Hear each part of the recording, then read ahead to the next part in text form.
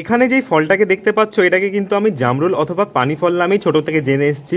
তোমরা কে কী নামে জানো সেটা আমাকে কমেন্ট করে জানাও। আর এই ফলটা কিন্তু পাকলে পরে খেতে মোটামুটি ভালো লাগে, সেরকম কোনো টেস্ট থাকে না, জল জল একটা ব্যাপার থাকে, তবে খেতে খারাপ লাগে না। আর এটাকে কিন্তু ছোট একদম কচি কচি অবস্থা আজকে এটাকে মাখা করব, আর এটা খেতে কিন্তু দারুণ হবে। তো প্রথমে লঙ্কা পুড়িয়ে নিচ্ছি, ওদিকে জামরুলগুলো কেটে নিয়েছি ভালো করে, তারপরে লঙ্কার মধ্যে লবণ দিয়ে দেবো, আর দিয়ে দেবো লেবুর রস, আর দিয়ে দেবো কাসুন্দি, আর দিয়েছিলাম জল জিরা। একটা মাখার ভিডিওতে অনুমণ্ডল আমাকে কমেন্ট করেছিল যে দাদা সব মাখার মধ্যেই কিন্তু কাসুন্দিটা যায় না। তো আমি সেটা জানি যে সব মাখার মধ্যে কাসুন্দি যায় না, তবে এটার মধ্যে যদি কাসুন্দি না যায় তাহলে এটা খেতে একদম ভালো লাগবে না। এটা জাস্ট একটা অসাধারণ ফ্লেভার চলে আসে কাসুন্দি দেওয়াতে। যেহেতু দেখো জামরুলটার যেহেতু কোনো ফ্লেভার নেই, টেস্ট নেই, তো জামরুলটার মধ্যে তুমি যা দিবে সেটাই কিন্তু ও অ্যাবজর্ব করে নেবে। তো দেখতে পাচ্ছ কতটা লোভনীয় লাগছে, গ্লসি লাগছে দেখতে, আর এটা খেতে তো মানে আমি টপার টপ খেয়েই নিলাম। আজকের নামটা হলো রাখি সূত্রধর অর্পিত শীল। যাই হোক, ভিডিওটা কেমন লাগলো জানি।